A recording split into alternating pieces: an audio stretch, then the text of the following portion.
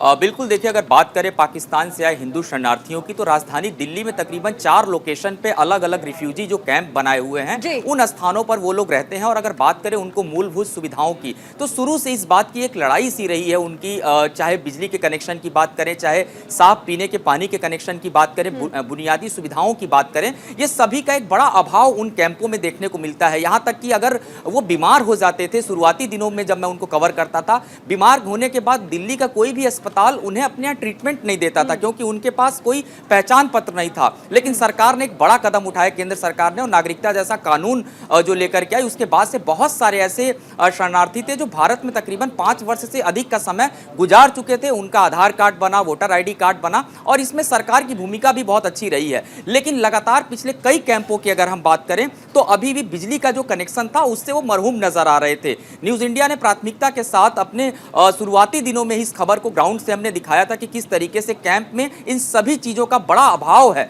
इसके अलावा एक बहुत बड़ा संस्थान हम कह सकते हैं जो इस कैंप में जाकर के NGO के नाम पर काम करते थे, वो इनके साथ जुड़े रहते थे। बहुत सारी चीजें इनके साथ करने की कोशिशें भी हुई हैं। हाँ। लेकिन इस तमाम चीजों के बीच में दिल्ली हाई कोर्ट में इस पूरे मामले की सुनवाई हो रही थी। दिल्ली हाई कोर्ट ने टाटा पावर को इस बात के लिए कहा है कि अगले 30 दिन के अंदर आदर्श नगर में जो रिफ्यूजी कैंप है, जहां पर पाकिस्तान से हिंदू शरणार्थी वहां पर रहते हैं, तकरीबन 400 से 500 वो पूरा परिवार जो है आदर्श नगर कैंप में रहता है, उनको 30 दिनों के अंदर बिजली प्रबंधन की बात कही गई है। और इस पूरे मामले पर पाकिस्तान से हिंदू शरणार्थी, जो कि हर शरणार्थी कैंप का एक प्रधान नियुक्त किया गया है, उसमें से हरिओम नाम के जो व्यक्ति थे वो भी इसमें शामिल थे। उनके इस पूरे मामले पर सुनवाई करते हुए हाईकोर्ट ने डायरेक्शन दिया कि 30 दिनों में वहां पर बिजली की व्यवस्था की जाए। और अभी शुरुआती अगर हम बात करें तो शुरुआती दिनों में 200 परिवारों को बिजली का कनेक्शन जो है वो दिया जाएगा। और हमने एक रिपोर्ट और किया था, दिवाली के मौके पर भी हमने एक रिपोर्ट दिखाया था उस कैंप से, कि जहां पर अभी भी बिजली नहीं थी, वो दीपक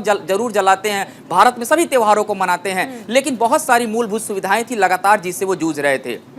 बिल्कुल गौरव, देखिए मैं उस चीज को भी जानना चाहूंगी आपसे, जब उन कैंप्स में आप गए, आपने लोगों से बातचीत की, आपने वहां पर बातचीत में ये भी सुना कि 4 साल से वो लोग जो है बिजली के लिए परेशान हो रहे थे, क्या कहना था उनको, क्या उनको इस चीज की उम्मीद थी?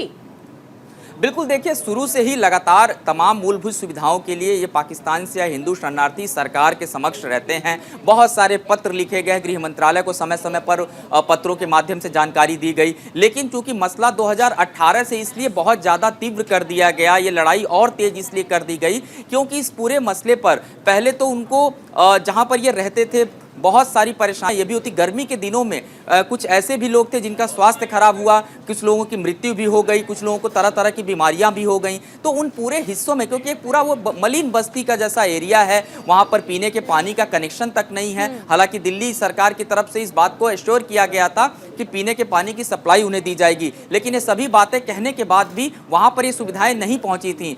तो विश्व हिंदू परिषद ने भी इस बात को गंभीरता से लिया और वहां एक पूरे कैंप को देखने के लिए उन्होंने भी अपनी एक टीम बनाई, जिसके माध्यम से तमाम परेशानियों को सरकार तक पहुंचाया गया। और सबसे बड़ी उनकी समस्या ये थी कि उनको बुनियादी शिक्षा दीक्षा के लिए जो उनके बच्चे आए हुए हैं पाकिस्तान से हिंदुस्तान में अब रह रहे हैं, उनको शिक्षा दीक्षा मिले, स्कूल में दाखिला मिले। ये तब संभव होगा जब वो नागरिक बनेंगे। नागरिकता कुछ लोगों को दी गई। हाईकोर्ट ने इस बात को भी कहा कि जब उनमें से कुछ ऐसे लोग हैं जिनके पास आधार कार्ड बन चुका है, वोटर ID कार्ड बन चुके हैं, तो ऐसे में वो भारत में आने के बाद भी कैसे हमारे नागरिक नहीं हो सकते हैं। तो ऐसे में इन सभी बातों का ध्यान रखते हुए हाईकोर्ट ने इस मामले में जो डायरेक्शन दिया है, टाटा पावर को दिया है कि वहां आप जाइए और वहां जाकर के एक सर्वे करिए। और उस लोकेशन पर मेहनत है क्योंकि आप ग्राउंड जीरो पर गए हैं और आपने उन लोगों से बातचीत की। हालांकि वो कतराते जरूर है कुछ भी बोलने से, सोचते हैं वो कि अगर हम बोलेंगे तो इसको क्या असर होगा, जो चीजें मिल रही है वो भी मिलेंगी कि नहीं। बावजूद इसके आपने लोगों की समस्याओं को दिखाया, प्रमुखता से आपने हमें